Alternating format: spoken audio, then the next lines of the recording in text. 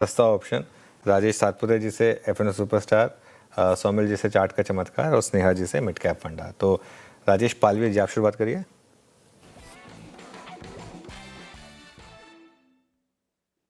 तो अनुज जी, यहाँ पे टाइटन पे फोकस है। टाइटन में एक कंटिन्यूटी ऑफ अप ट्रेंड है और जिस तरीके की स्ट्रेंथ ये स्टॉक दिखा रहा है, सीरीज के आखिरी पड़ाव पे भी स्टॉक अगर हम देखें तो हाईएस्ट पॉइंट की तरफ ही ट्रेड करते हुए देखने को मिल रहा है।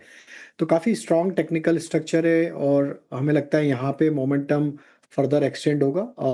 4,750 की स्ट्राइक का कॉल ऑप्शन जो कि करीब 125 रुपए के आसपास ट्रेड कर रहा है अगस्त सीरीज का, वो बाय करने की सलाह है। अपसाइड के टारगेट 145 150 की तरफ आते हुए दिख सकते हैं। On the down side stop loss होगा 110 रुपए के आसपास।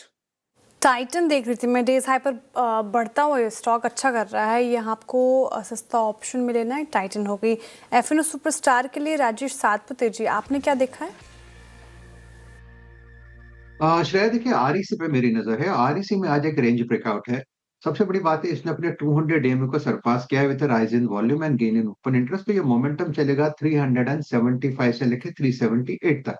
367 करंट मार्केट प्राइस है इन एफएनओ, तो इसे बाय करना है। स्टॉप लॉस रहेगा 363 का। ओके, सौमिल जी के पास चलते हैं चार्ट के चमत्कार के लिए। सौमिल, क्या पिक कर रहे हैं आप?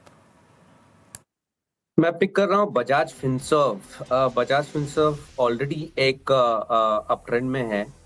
हमने लास्ट वीक भी बजाज फिनसर्व के बारे में बात की थी। एक अप ट्रेंड में ऑलरेडी है। High top high bottom formations है। 200 डेली एक्सपोनेंशियल मूविंग एवरेज और 20 डेली मूविंग एवरेज दोनों के ही आसपास एक कंसोलिडेशन हो रहा है, जो आज के ट्रेडिंग सेशन में मुझे लगता है ऊपर की तरफ टूटा है। ग्रेट सेटअप, मोमेंटम इंडिकेटर्स में भी बाय सिग्नल है। स्टॉप लॉस लगाएंगे 1860 पर और ऊपर में मेरे टारगेट्स होंगे 2050। ओके, चलिए, बजाज फिनसर्व हो गया आपके लिए ट्रेड सौमिल जी की तरफ से। स्नेहा जी, आपका ट्रेड मिड कैप फंडा में या स्टॉक इन्वेस्टमेंट आइडिया? मैं मिड कैप फंडा में एयू बैंक को सिलेक्ट कर रही हूँ। तो कंपनी ने काफ़ी अच्छे नतीजे रिपोर्ट किए लास्ट वीकेंड में, जहाँ पे जो ग्रोथ थी काफ़ी स्टेडी रही एंड निम्स में भी मार्जिनल कॉन्ट्रैक्शन के बावजूद काफ़ी रेजिलियंस देखने को मिला। अगर आगे आने वाले समय की बात करें तो उसमें निम्स में और इम्प्रूवमेंट हम देख सकते हैं, बिकॉज जो इनकी हाई यील्डिंग सेगमेंट्स है वहाँ पे ग्रोथ काफ़ी बेटर देखने को मिलेगी and at the same time इनके क्रेडिट कॉस्ट काफ़ी कंटेन रहेंगे। Q1 कंपेरेटिवली था वीक क्वार्टर रहता है, बट डिस्पाइट दैट इनकी एसेट क्वालिटी काफ़ी रोबस्ट और कंट्रोल्ड रही और आगे आने वाले क्वार्टर्स में एक फर्दर इम्प्रूवमेंट की उम्मीद है। तो overall AU small finance bank को लॉन्ग टर्म नज़रिए से देख सकते हैं, जहाँ पे 35% अर्निंग्स ग्रोथ की संभावना है ओवर नेक्स्ट 2 years। ये इनफैक्ट हमारा वन ऑफ द टॉपिक्स है मिड साइज प्राइवेट बैंक्स में। तो इसे 1 year टाइम होराइजन के साथ with a target price of 1275 देखा जा सकता है।